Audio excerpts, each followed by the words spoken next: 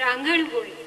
માતૃશ્રી પાલયબેન ઘેલાભાઈ ગાલા લાકડીયાવાળા પ્રાથમિક શાળા તથા માતૃશ્રી સાકરબેન રામદાસ ઠક્કર પૂર્વી ગ્રુપ માધ્યમિક શાળા સંચાલિત વાર્ષિક કાર્યક્રમના બોર્ડિંગ ટ્રસ્ટના પ્રમુખ શેઠ શ્રી નાનજીભાઈ, અંજાર એરિયા ડેવલપમેન્ટ ઓથોરિટીના ચેરમેન શ્રી ભરતભાઈ, શાળા સમિતિના સભ્ય શ્રી વસંતભાઈ કોટરાણી, શ્રી હસમુખભાઈ, શ્રી જયરામભાઈ રાવલિયા તથા ભુજ રઘુવંશી લોહાણા મહાજનના પ્રમુખ પ્રભુલાલભાઈ ઠક્કર તેમજ શાળાના મારા વિદ્યાર્થી મિત્રો અને પધારેલ વાલીશ્રીનું અત્રેથી હું શાળા પરિવાર વતી હૃદયપૂર્વક આવકાર કરું છું। દીપ નમોસ્તુતે દીપ જ્યોતિ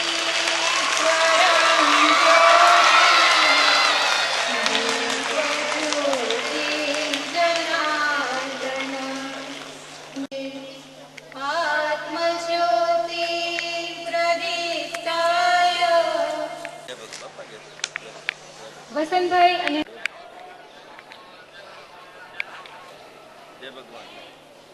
તાળીઓથી વધાવી દઈશું આપણે। 2012નું ધોરણ 10નું શાળાનું પરિણામ 83.33% અને માર્ચ 2013માં શાળાનું 91.17% જેવું ઉચ્ચ ટકાવારીનું પરિણામ રહ્યું છે, જે આપણી શાળા માટે બહુ ગૌરવની વાત છે। અત્રેથી શાળા દ્વારા બંને વર્ષમાં શાળામાં પ્રથમ આવેલ વિદ્યાર્થીને ટ્રોફી અને પ્રમાણપત્ર દ્વારા 12માં શાળામાં પ્રથમ આવેલ વિદ્યાર્થી ચાવડા નૈતિક હસમુખભાઈને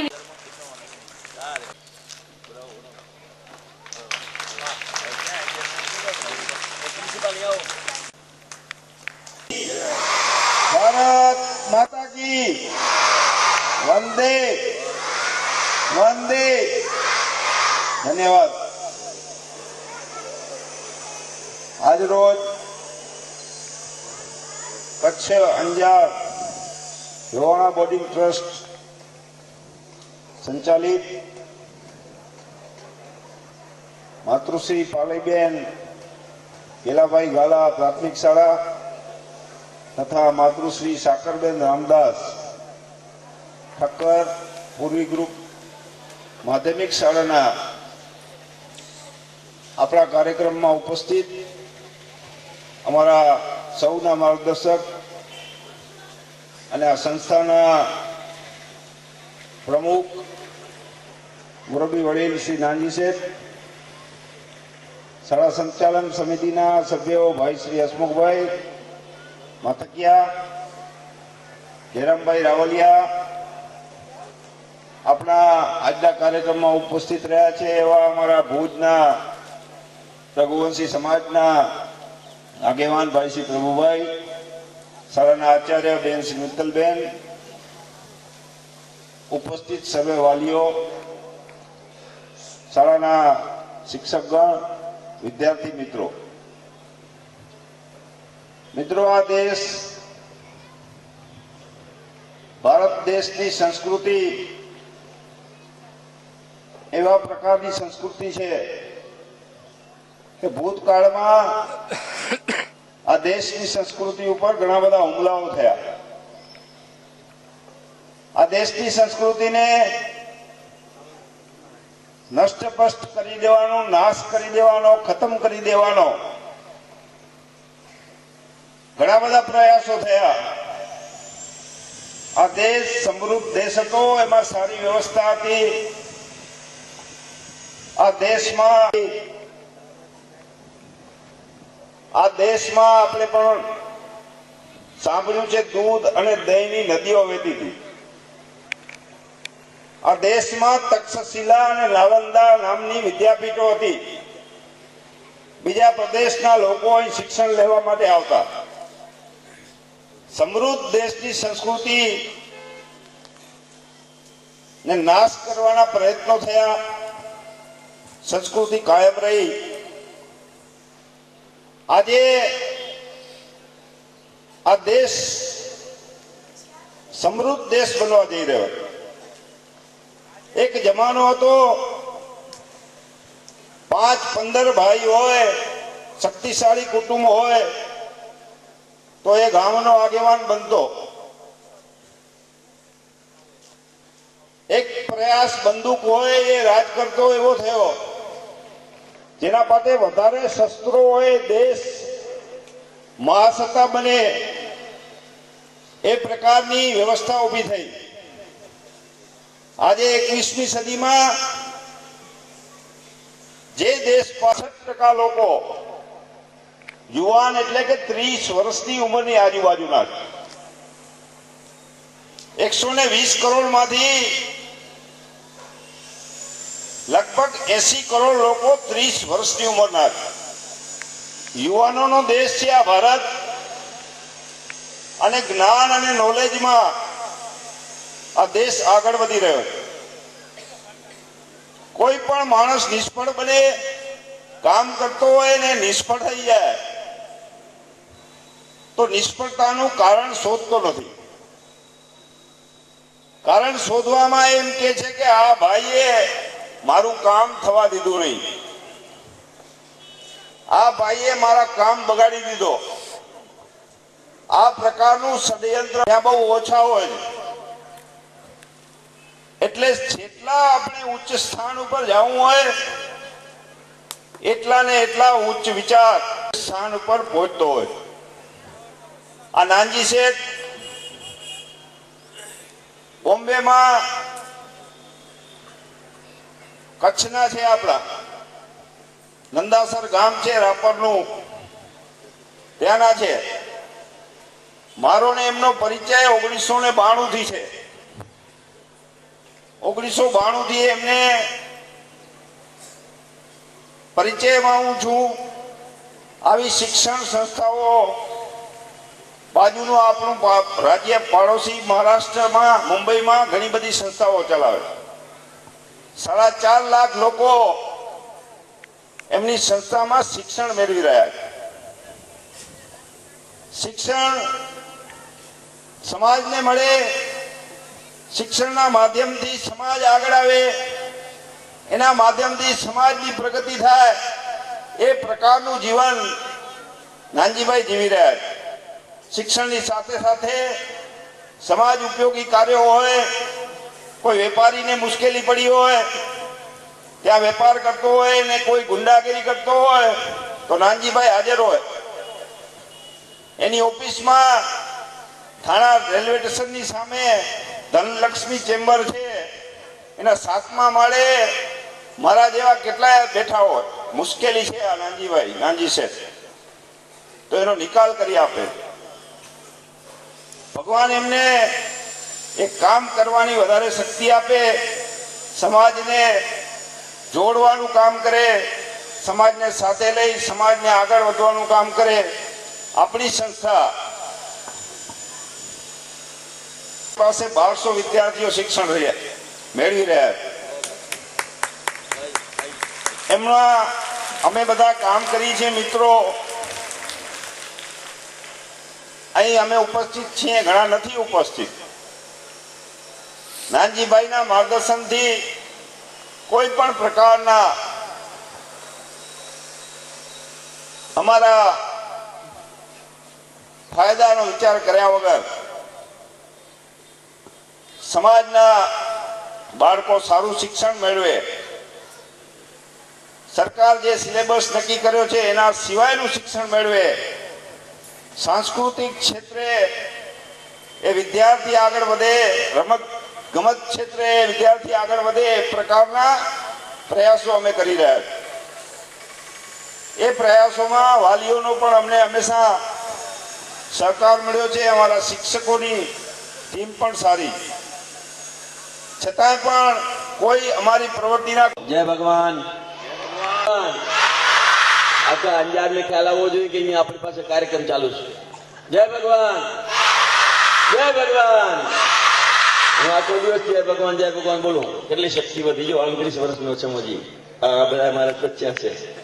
29 વર્ષનો વિચાર કરો. અને 29, 40, 45 વર્ષથી ફરું છું ગામડે ગામડે. એટલી ઉંમર હશે, વિચાર કરો. 70 ઉપર છે. બોલો જય ભગવાન, જય ભગવાન. વિદ્યાર્થીઓ ભાઈઓની બી બહુ જરૂર છે. માત્ર માતાઓની જવાબદારી નથી, ભાઈઓની પણ એટલી જ જવાબદારી છે. બચ્ચાને ન મળતું હોય ત્યારે મા બાપ બે સાથે હોય તાળી પાડે, કારણ કે આપણા બચ્ચા છે, ભવિષ્યના નાગરિક છે. ધ્યાન રાખજો. મારી પાસે લાખો વિદ્યાર્થી છે અને પાલકનો તો કોઈ હિસાબ જ નથી. વાલીઓ વધારી જાય, કારણ કે બચ્ચું એક હોય પણ વાલી બે હોય, તો વાલીઓની બધાની ફરજ છે.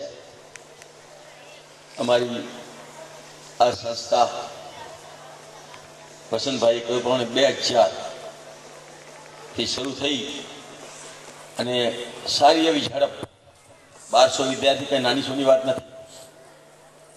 અને 10મી સુધી, 11મી સુધી, 12મી સુધી, અને ભવિષ્યમાં ડિગ્રી કોલેજ પણ થશે, એ બી તમને ખાતરી સાથે કહી શકો છો. ડિગ્રી કોલેજ પણ થશે. એટલે બાલ મંદિરમાં કેજીમાં વિદ્યાર્થી આવશે, ગ્રેજ્યુએટ થઈ જશે અહીંયાથી. પછી નવી નવી ફેકલ્ટીઓ આવશે, એ ફેકલ્ટીઓ પણ આસ્તે આસ્તે લેશું આપણે. આ કામ છે, બાકી એ પણ થઈ જશે ભગવાનની કૃપાથી. કરશે ભગવાન, પણ નિમિત્ત આપણે બનવાનું છે.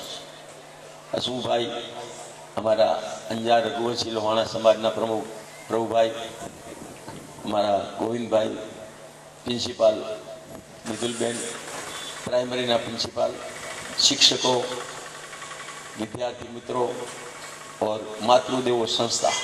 માતૃદેવો બધી છે, દેવો ભગવાનથી મોટી છો માં, ધ્યાન રાખજો.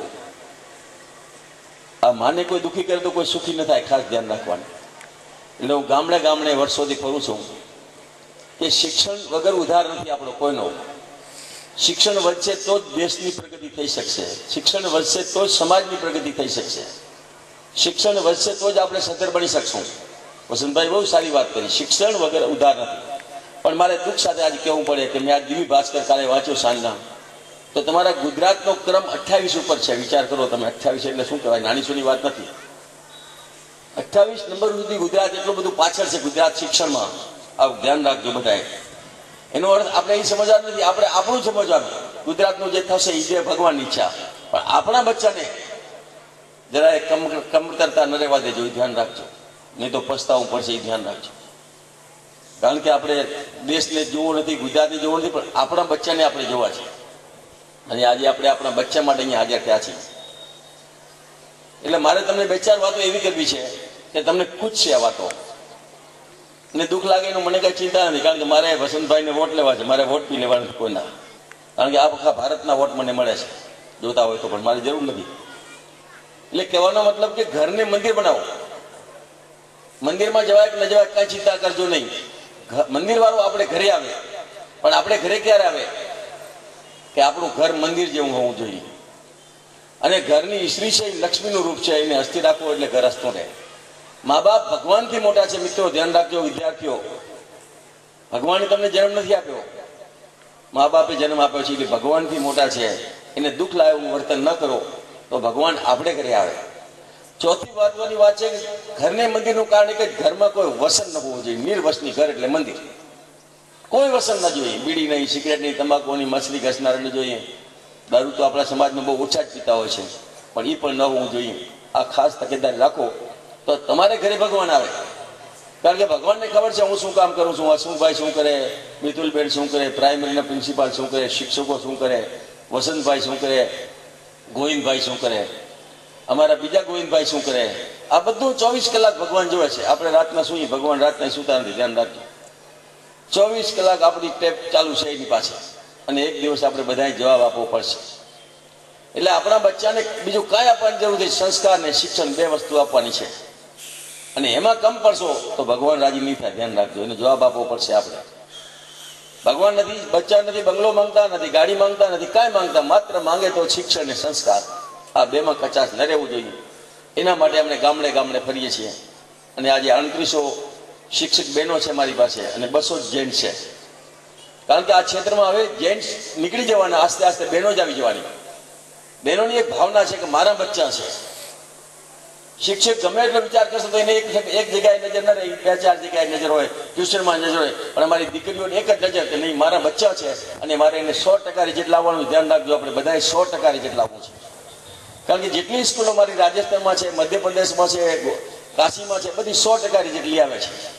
અને આ સ્કૂલનું પણ 100% રિઝલ્ટ લઈ આવવા માટે હું અહીંયા આવ્યો છું, ખાસ ધ્યાન રાખજો.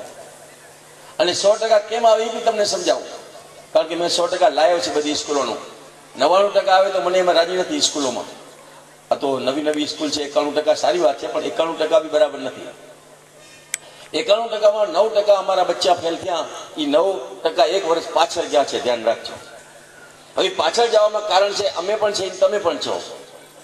બચ્ચા તો છે, બચ્ચાનો નાના છે, પણ આપણે ત્રણેય છીએ, ધ્યાન રાખજો. સંગમ ત્રણેયનો થાય તો કાંઈ શક્ય નથી. ગેરંટી સાથે હું કહું 100% રિઝલ્ટ આવી શકે. જે 91% લઈ આવી 100% લઈ આવવામાં કોઈ મોટી બાબત નથી. અને મેં હમણાં જ મિતુલબેનથી વાત કરી કે જે બચ્ચા કાચા છે, જે બચ્ચા બરાબર ધ્યાન નથી આપતા, જે મા બાપ એને ધ્યાન નથી આપતા, એના ઉપર આપણે નજર રાખવાની જરૂર છે. આપણે જો નજર રાખશું તો મા બાપ પણ નજર રાખશે, અને મા બાપ નજર રાખશે તો પછી વિદ્યાર્થી પણ આપોઆપ સધર બનતો જશે, મજબૂત બનતો જશે. એટલે આ ધ્યાન રાખવાની છે, 1 નંબર વાત. બીજી વાત છે કે આપણા બચ્ચા સ્કૂલમાં ભણે તો છે, ભણવા તો આપણે મોકલાવી છીએ, એજ્યુકેશન લઈ રહ્યા છે, સંસ્કાર લઈ રહ્યા છે, પણ રસ્તામાં એને ક્યાંય તકલીફ નથી, એની પણ તકેદારી રાખવાની આપણી જરૂર છે હવે. કારણ કે ગુજરાત પણ આમાંથી બાકાત નથી. રાજકોટની અંદર જે કેસો બને છે એ આપણને આંખમાં લોહી આવે એવા કેસો બને છે, ધ્યાન રાખજો. રસ્તામાં નીકળતી હોય બચ્ચી અને રિક્ષામાં લઈ ગયા છે રાક્ષસ લોકો. હું રાક્ષસ અલગ હતો, ઉને સીતાની જરૂર નથી, પણ આજના રાક્ષસો કેટલા ખતરનાક છે એ મારે કંઈ કહેવાની તમને જરૂર નથી. એ વિચાર નથી કરતા કે 5 વર્ષની દીકરી છે, આપણી પણ દીકરી હોય, આપણું પણ બચ્ચું હોય, પણ આ વિચાર કોઈ કરતું નથી. એટલે મા બાપની ફરજ છે કે અમારા બચ્ચાને ગેટ સુધી લઈ આવો અને ગેટથી તમારે ઘરે લઈ જાઓ. રસ્તામાં ક્યાંય અપ્રિય બાબત બની જાય તો આપણે ભવિષ્યમાં પસ્તાવવું પડશે. એટલે આ તબેદારી ખાલી માત્ર શિક્ષકો નથી, તમારી પણ જવાબદારી છે. અમારા કમ્પાઉન્ડમાં કાંઈ થાય જવાબદારી અમારી આવી જાય. એટલે અમે બી આંખ ખુલ્લી રાખશું અને તમે બી આંખ ખુલ્લી રાખો. અને શિક્ષકોને કહું છું તમે બી આંખ ખુલ્લી રાખજો, કારણ કે આ બચ્ચા આપણા વિશ્વાસ ઉપર આવે છે. આજે અમારું થાણામાં તમે આવો તો ખબર પડે, એક કમ્પાઉન્ડમાં 10,000 બચ્ચા છે. નામ છે NKT અને જય ભગવાન. પણ એ વિચાર કરે કે અહીંયા બચ્ચું આવ્યું એટલે અમારું બચ્ચું શેફ. પણ અમે એમને કહીએ કે સ્કૂલમાં આવે શેફ બરાબર, કોલેજમાં આવે શેફ, ડિગ્રી કોલેજ લઈ શેફ, MA થાય શેફ, એ બધી વાત સાચી, એન્જિનિયર થાય શેફ, પણ બહાર ગયા પછી જવાબદારી મા બાપની છે, એ ખાસ ધ્યાન રાખજો. મા બાપે આંખ ખુલ્લી રાખવાની જરૂર છે, અને નહીં રાખો તો તમને પસ્તાવવું પડશે, એ ધ્યાન રાખજો. ક્યારે આવું બની જાય અને પછી આપણે વિચાર કરીએ બાપરે આપણે ધ્યાન આપ્યું તો સારું હતું. તો અત્યારનો રાક્ષસ કેવો છે, રિક્ષામાં આવી શકે, બસમાં આવી શકે, ટ્રેનમાં આવી શકે, હવે તો પ્લેનમાં પણ રાક્ષસ આવે છે. હવે એને ડર રહેવો નથી રાક્ષસોને. ગુજરાતની અંદર આવા ઘણા કેસો બનતા હોય છે, અમે રોજ વાંચીએ, ટીવીમાં જોઈએ છીએ. તો આપણે બધાએ હાથ ખુલ્લી રાખવી છે. એટલા માટે હું આવ્યો છું. આના પહેલા પણ મેં એક લેટર મિતુલબેનને આપ્યો છે, પ્રિન્સિપાલને, કે આપણા કમ્પાઉન્ડમાં એવું કોઈ અપ્રિય ઘટના ન બને એની તકેદારી સ્કૂલે રાખવાની છે, શિક્ષકોએ રાખવાની છે, સિપાહીએ પણ રાખવાની છે. અમારા થાણામાં એક મોટી ન્યૂ ઇંગ્લિશ સ્કૂલ છે, સરસ્વતી સ્કૂલનું નામ છે, પણ 5 વર્ષનો બચ્ચીને અમારે એક સિપાહીએ, અમારી સ્કૂલ નથી, એક સિપાહી, કારણ કે અમારી તો ધાક જ ભગવાનની કૃપાથી એવી છે કે માણસ ગેટની અંદર આવતા ડરે છે. એટલે 5 વર્ષની બચ્ચીનું એવી દુષ્કર્મ કર્યું, એને આ જિંદગી પર પસ્તાવવું પડશે બચ્ચીને. એ સિપાહીને જેલમાં નાખ્યો એને સ્કૂલવાળે, પણ એ સિપાહીને જેલ નાખવાથી આપણો શું ફાયદો? આપણી તો બચ્ચી બરબાદ થઈ ગઈ ને, અને એને તો જિંદગી પર સોસવાનું છે ને. એટલે આના માટે આંખ ખુલ્લી રાખજો. ભણાવવા છે બચ્ચાને, સધર બનાવવા છે, પણ સધર બનાવતા બનાવતા આ પણ ધ્યાન રાખવાની જરૂર છે. ત્રીજી મહત્વની વાત છે, અંધશ્રદ્ધામાં કોઈ જવાની જરૂર નથી. કોઈ આપણને કોઈ સાધુ કે તારું આ થશે, તારું આમ થશે, કાંઈ થઈ શકે નહીં. હું તમને કહું, ભગવાન પણ તમારું કાંઈ સારું ન કરી શકે, માત્ર આપણે કર્મ કરી શકીએ. અને કર્મ આપણે એવા કરીએ કે ભગવાન આપણે ઘરે આવે, અને ભગવાન આપણને ન જોતું હોય તો આપે. અને એના માટે આપણે લાયક બનવાનું છે.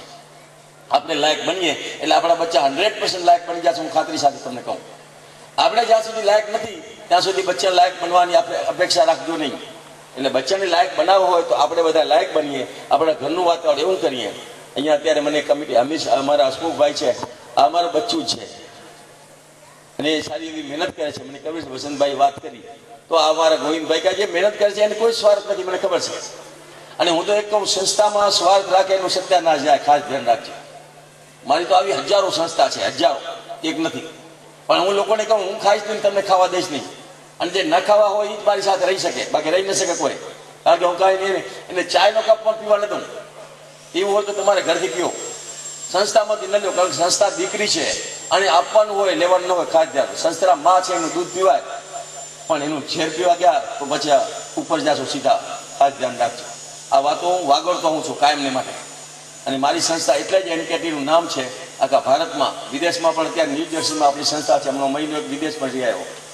ત્યાં પણ અમે નિર્વસની બનાવી છે સમાજને. મફત રાખીએ છીએ, રહેવા માટે મફત આપીએ. વિદેશમાં કોણ આપે મફત? પણ અમે રહેવા માટે મફત આપીએ, પણ એક શરત કે નિર્વસની હોવો જોઈએ. વસની માણસને અંદર કમ્પાઉન્ડમાં આવવાનો અધિકાર નથી, અને હોય વસની તો ત્યાં છોડી દે અને પછી અંદર આવે. એટલે અમારે આ કમ્પાઉન્ડમાં નહીં સિપાઈ બીડી પીએ, નહીં સિગરેટ પીએ.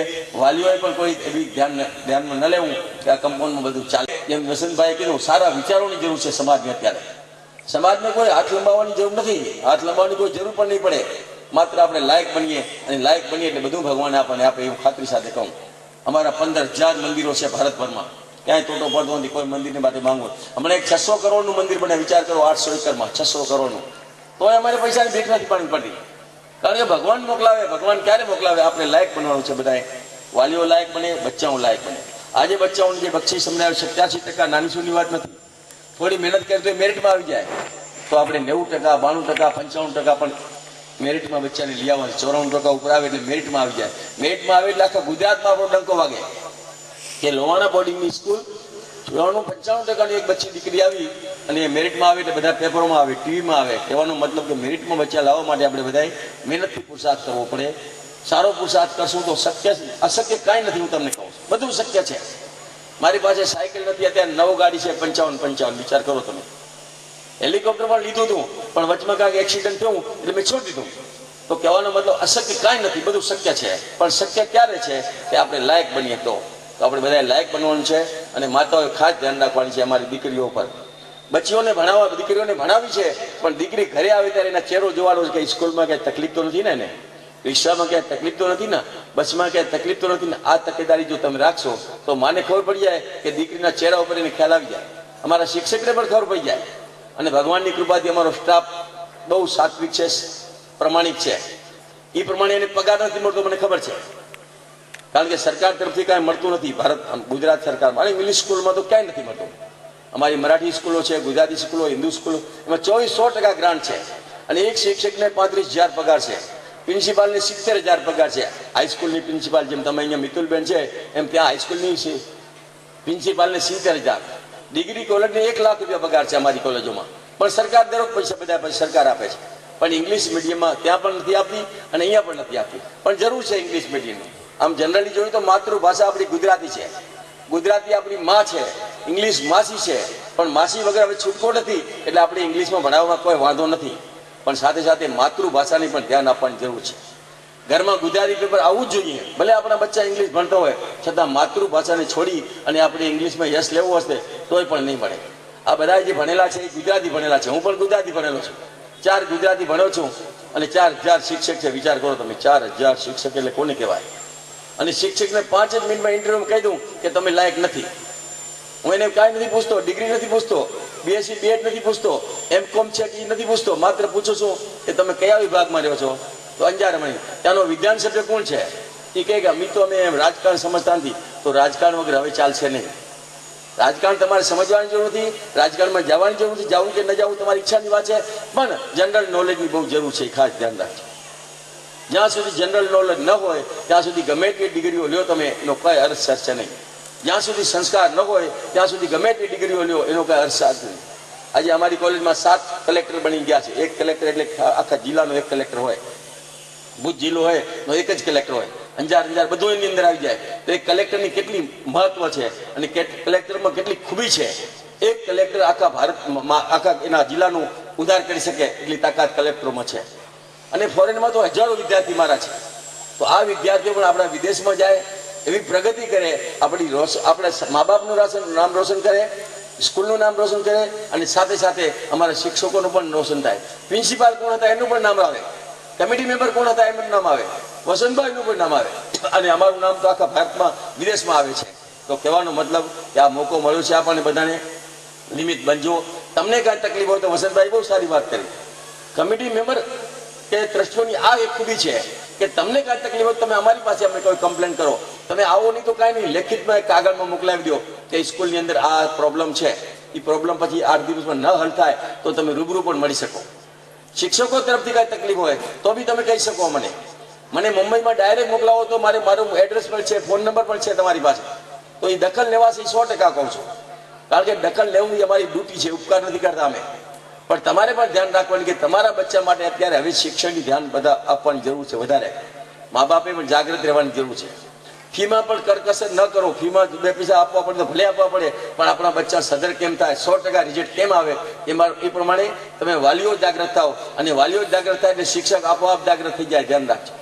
જ્યાં સુધી વાલીઓ જાગૃત નહીં થાય, હવે તો વાલીઓની કમિટી હોય છે, તમારે અહીંયા બી હશે મને લાગે છે, કે વાલીઓ પોતે જાગૃત થઈ જાય એટલે ઓટોમેટિક શિક્ષકને જાગૃત થવું જ પડે. શિક્ષક ઘણી જગ્યાએ તો શિક્ષક અમારા અડધો કલાક વધારે ભોગ આપે છે, કારણ કે મારા બચ્ચાને મારે સદર બનાવવા છે, મારી સ્કૂલનું મારે નામ રોશન કરવું છે. તો આ અમારી સ્કૂલ કરશે. તમે બધા સહયોગ આપજો. ફરી આ કમ્પાઉન્ડની અંદર મેં તમને પહેલા જ કહ્યું પ્રમાણે પવિત્રતા, સાત્વિકતા અને નૈતિકતા, ક્યાંય ભૂલ ચૂક થતી હોય તમારે ધ્યાન રાખવાની. અમને બી કાન ખેંચવાનો અધિકાર તમારે. અમે માલિક નથી, માલિક ભગવાન છે. અમે એના ટ્રસ્ટી છીએ. પ્રમુખ હું તો ઘણી સંસ્થાઓમાં, હજારો સંસ્થાઓમાં, તમારી બાજુ મેં કોઠારામાં મારી સંસ્થા છે, વર્ષોથી 25 વર્ષથી પ્રમુખ છું. તો કહેવાનો મતલબ હમણાં 8 દિવસ પહેલા અહીંયા માજનવાડીનું ઉદઘાટન કરવા આવ્યો હતો.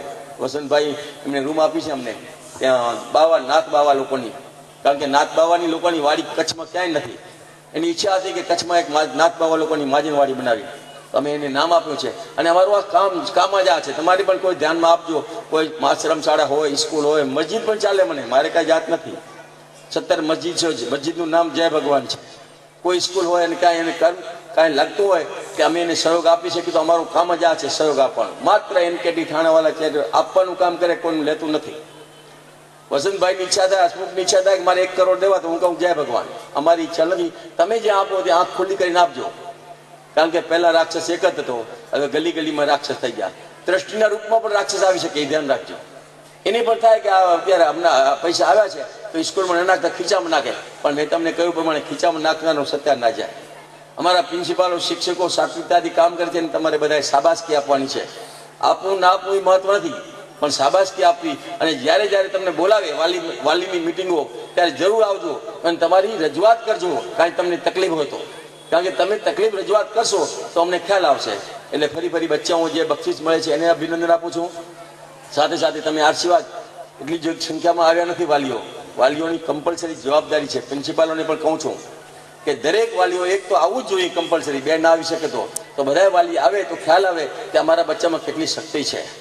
અત્યારે સ્ટેજ ઓછો હોય તો ખબર પડે કે તમારા બચ્ચામાં કેટલી તાકાત છે, કેટલી શક્તિ છે. તે વખતે હું આવ્યો હતો અહીંયા ટાઉન હોલમાં, શું કાર્યક્રમ કર્યો છે બચ્ચાએ. હું તમને કહું 50 વર્ષની સ્કૂલ ન કરે એવો કાર્યક્રમ આ બચ્ચાઓએ કર્યો છે.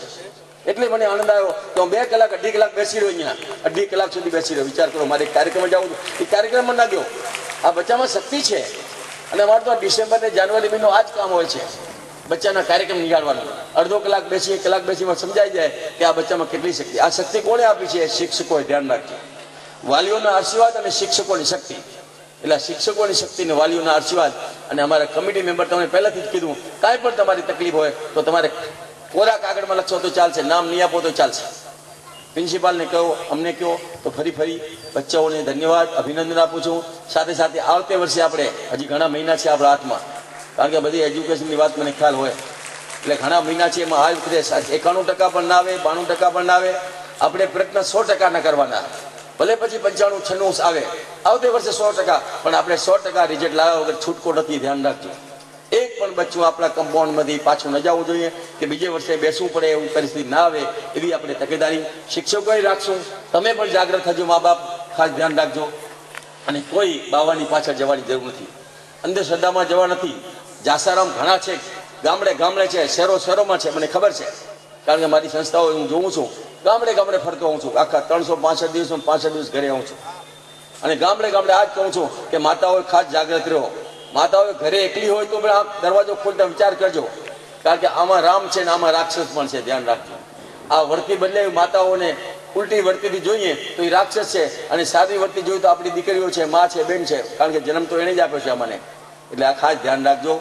ફરી ભગવાનની કાયમ કૃપા વર્ષે. અમારા કમ્પાઉન્ડ પર તો કૃપા છે જ, કારણ કે નહીં તો આવડા 1200 ભગવાન ક્યાંથી જોવાય. 1200 ભગવાન એટલે 2400 મા બાપ, એ ભગવાન જ છે. આપણા બધામાં ભગવાન છે, અને ભગવાન વગર કોઈ માણસ નથી. તો ખાસ ધ્યાન રાખજો. કોઈને દુઃખ થાય એવો વ્યવહાર ન કરજો, અને વધારેમાં વધારે આપણા બાળક મજબૂત બને અને ભવિષ્યમાં એનું નામ રોશન કરે એવી ભગવાન પાસે પ્રાર્થના કરી મારા શબ્દોને વિરામ આપું છું. જય ભગવાન, જય ભગવાન, જય ભગવાન, જય ભગવાન.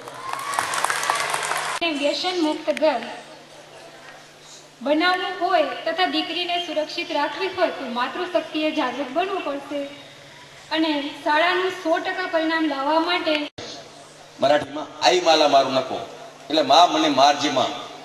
ગુજરાતીમાં એનો અર્થ નહીં થાય, પણ અમે મરાઠીમાં બનાવ્યું છે, કારણ કે અમે મરાઠીમાં રહીએ એટલે મરાઠીમાં વધારે મને ઇન્ટરેસ્ટ હોય. ગુજરાતમાં ઇન્ટરેસ્ટ છે એમાં બે બંધ, કારણ કે અહીંયા જન્મ લીધો છે અમે. પણ આઈ માલા મારું નકો એટલે માં મને મારો માં. મેં કોઈ ગુનો કર્યો નથી, તમારા પેટમાં આવ્યો છું, આવી છું, છોકરો હોય કે છોકરી. આપણે સોનોગ્રાફ કરવા ડૉક્ટર પાસે જઈએ અને ડૉક્ટર કે દીકરી છે તો આપણે શું કહીએ? દીકરીમાં અમને રસ નથી, ડૉક્ટરને એમ કહીએ તો ડૉક્ટર કે હવે પણ હવે કપાય એમ નથી. તો પછી એનો રસ્તો શું? તો કે રસ્તો એક છે, 1.5-2 લાખ રૂપિયા ખર્ચો આવશે તો અમે કાપી આપીએ. આ કાપનારા નરકમાં જશે, ધ્યાન રાખજો. ડૉક્ટર પણ નરકમાં જશે. આજે 850 દીકરીઓ છે અને 1000 દીકરા છે. આપણા ગુજરાતના, મહારાષ્ટ્રના અમારા ઘણા લોકો મારી પરિચયમાં છે. આંધ્રપ્રદેશ ને કર્ણાટકમાંથી દીકરીઓને 1.5 લાખ 2 લાખમાં વેચાતી લઈ આવે છે અને પાછી આવ્યા પછી 6 મહિના રહે છે અને 6 મહિના પછી દાગીના લઈને સાથે નીકળી જાય છે. પછી વસંતભાઈ જવાનો ફોન આવે કે અહીંયા દીકરી અમારી અંજારની હતી, અહીંયા આવી હતી અને અહીંયાથી આંધ્રપ્રદેશમાં નીકળી ગઈ છે. એ લગ્ન કરીને નથી આવી, 2 નંબર લગ્ન કરીને આવે. ત્યાં આંધ્રપ્રદેશમાં આ ધંધો છે દીકરીઓ વેચવાનો, હું તમને કહી દઉં છું. એટલે ખાસ ધ્યાન રાખજો. કોઈ ભૂણી હત્યા થતી હોય તો તમારે તો આંગળી ચીંધવાનું પૂર્ણ કરવાનું છે. પોલીસ સ્ટેશનમાં જાણ કરવાની કે આને ઘરે દીકરી આવવાની કે દીકરો આવવાનો. એ તો તમને ખબર ના હોય તો ભગવાનને ખબર હોય અને કાં તો ડૉક્ટરને ખબર હોય. પણ છતાં એ કપાવવાના પ્રયત્ન કરતા હોય તો આપણે આમ કરવાની છૂટ છે. અને તમે ન કરતા હોય તો અમારા ફોન નંબર, મોબાઈલ નંબર છે. મુંબઈમાં બેઠા બેઠા અમે આ કામ કરીએ છીએ. તમારે ખાલી અમને રિંગ કરવાની કે આમ છે, એટલે અમે એની વ્યવસ્થા કેમ કરવી એ અમારા હાથમાં છે. અહીંયાનો ડીએસપી હોય કે એસપી હોય, જે હશે એ બધાના નંબર અમારી પાસે ટેબલમાંથી હોય. કારણ કે આખા ભારતમાંથી માણસો આવે છે અન્યાય હોય ત્યાં હોય તો એ બધાને અમે ભગવાનની કૃપાથી ન્યાય અપાવી શકીએ. ન્યાય આપે ભગવાન, પણ અમે નિમિત્ત બનીએ છીએ. તો આ સ્ત્રી ભૂણ્યતા ન થાય, કારણ કે સ્ત્રી હતી ત્યારે અમારો જન્મ થયો છે. એ જ માને, એ જ દીકરીને, એ જ બેનને, એ જ બેટીને આપણે મારી એ જ પ્રિન્સિપાલ જો આપણી સામે છે. પણ એ દીકરી હોતી તો પ્રિન્સિપાલ ત્યાં ન જ હોય તો ક્યાં થાય? તો આના ઉપર પણ આપણે બધાએ ધ્યાન આપવાનું છે. ફરી દરેકને જય ભગવાન, જય ભગવાન, જય ભગવાન.